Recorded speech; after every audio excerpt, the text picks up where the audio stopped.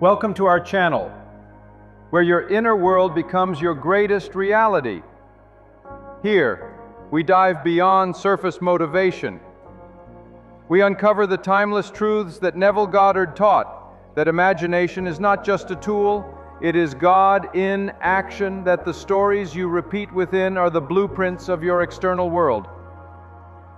In tonight's cinematic journey, we're going to explore one of Neville's most powerful principles, how a single inner act, performed in faith, can alter your entire destiny. You'll hear how to assume the feeling of the wish fulfilled, how to yield completely to the unseen power within, and how to walk by faith when reason screams otherwise. If you've ever felt lost, stuck, or uncertain, stay with us, because the truth is, you are more powerful than you've ever dared to believe. And tonight, you remember. So if this message resonates, don't forget to subscribe and share it with someone you care about. Someone who needs to remember who they truly are. And now, let the truth unfold. So today we begin not with effort, not with striving, not with the noisy chaos of trying to fix the outer world, but with silence, with surrender, with the quiet, bold act of imagining differently. You see, the world you know, the world you touch, fear, chase, fight with, dream of, is not created out there.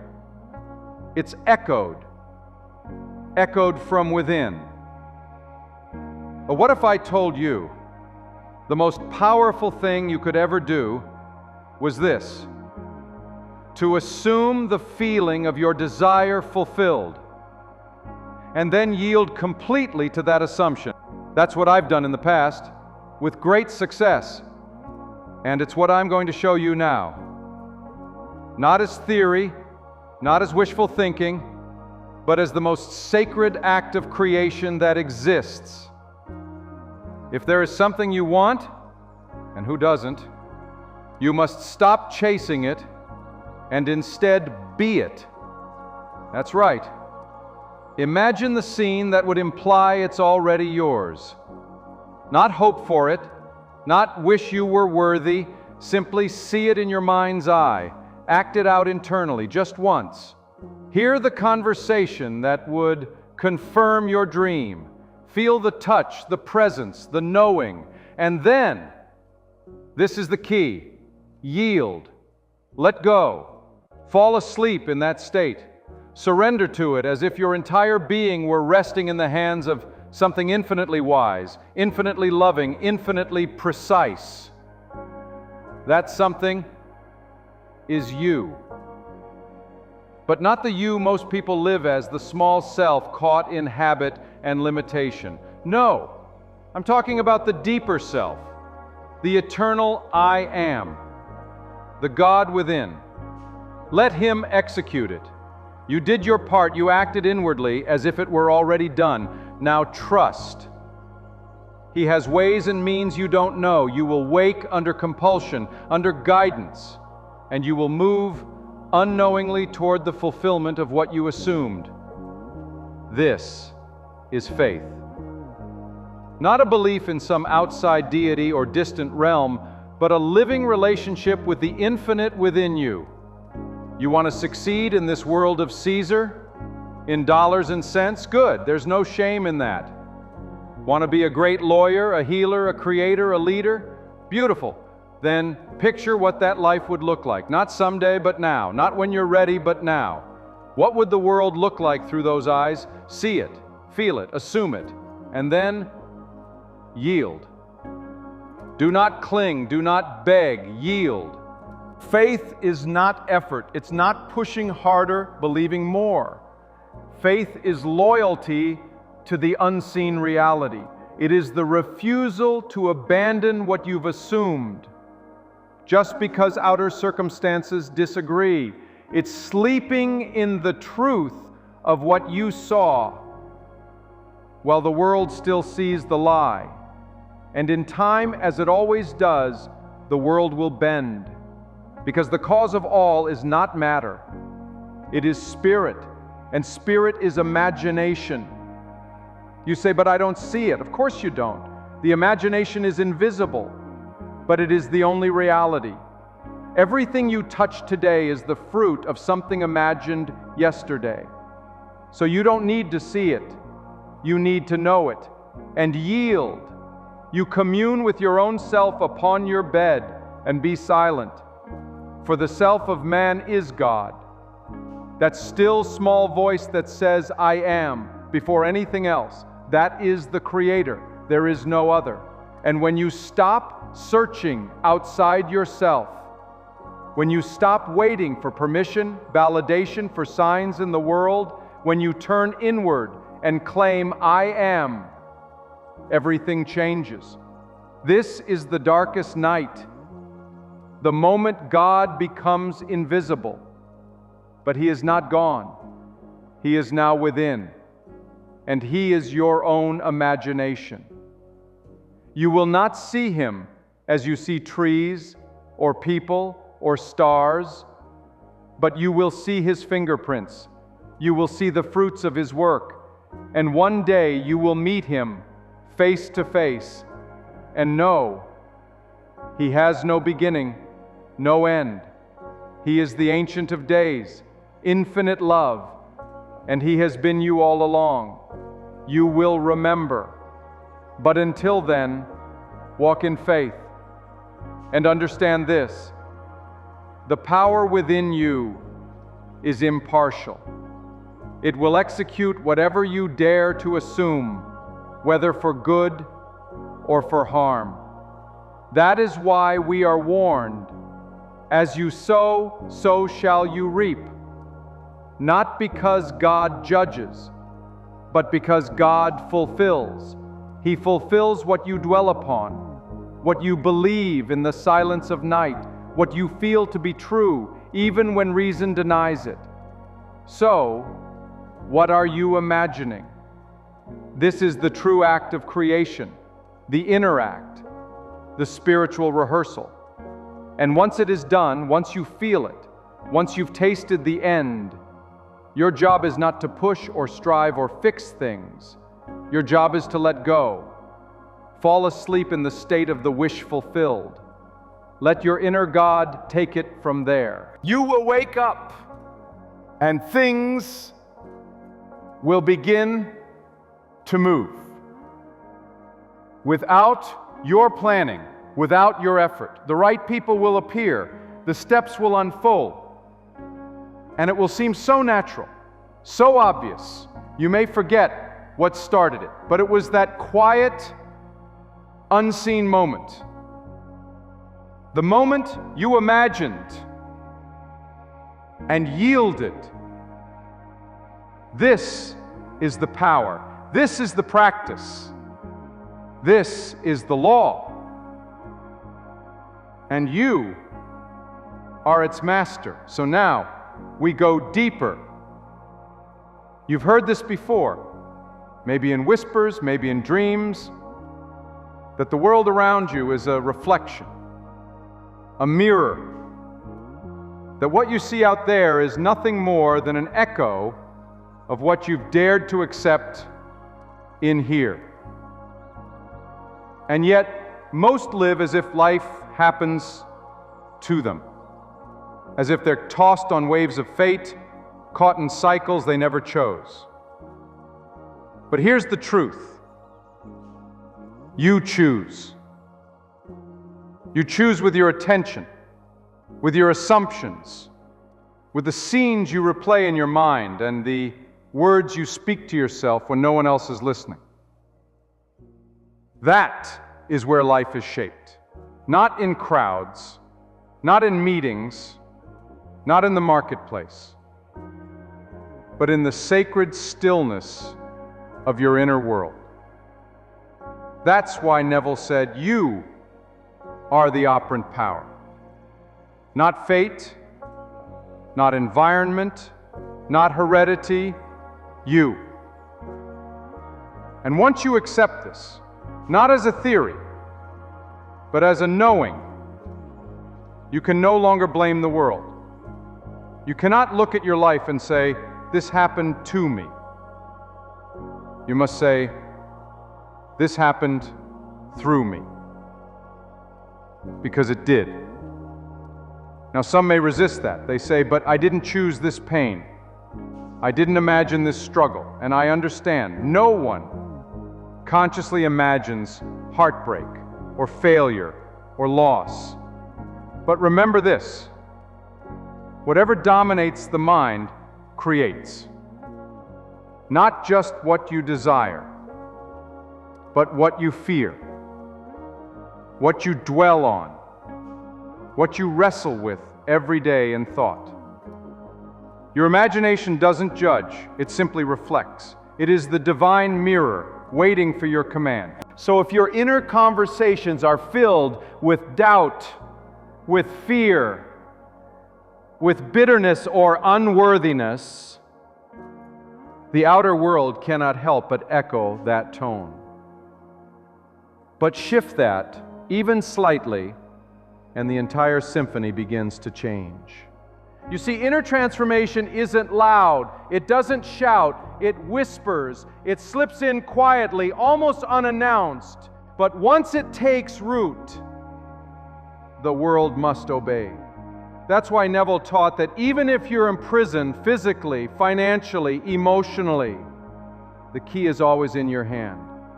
Because freedom begins with assumption. He told us, imagine the scene that implies your desire is fulfilled. Enter it, live in it, not like a movie you watch from afar, but as a reality you dwell in. Feel it, hear it, touch it, and then fall asleep. Do not pick it up again in the morning like a heavy weight. Do not check the soil every hour to see if the seed has sprouted. Trust. Yield. This is not passivity. This is power. Quiet power. The power that made the world. And when you wake, as you surely will, you will move without effort. You'll be guided by that deeper self, the one who knows all, the one who arranges the meetings, the calls, the circumstances you could never have planned. People will call it coincidence. You'll know better. They'll call it luck. You'll know it was law. Because you've entered into partnership with the Creator within. And once you do that, the impossible becomes routine. You begin to walk by faith, not blind belief, but bold inner vision. The kind of vision that feels the end before the beginning. The kind of faith that sits in the dark with full confidence that light is coming, not because someone promised, but because you have already seen it within. This is the sacred loop. Assume, yield, fulfill. Again and again in every area of life. You want love? Assume the feeling of being loved deeply, completely, unconditionally. Not someday, but now. Not from this or that person, but from life itself, from the God within you. You want wealth? Then stop imagining lack. Stop talking about how hard things are. Begin instead to imagine what it would feel like to be provided for, to be secure, to be generous. Let that feeling be your home. You want purpose? Then dare to feel the power of a life that matters. Imagine people thanking you. Imagine waking up excited. Imagine the clarity, the direction. Assume that it's yours now and yield to it. And then let it come. No forcing, no manipulating. Just faith. And understand this, faith is not hoping with fingers crossed. It is knowing in silence. It is walking calmly while storms rage because you've already seen the end, and it is good. That's why Neville said, dare to assume that you are what you want to be.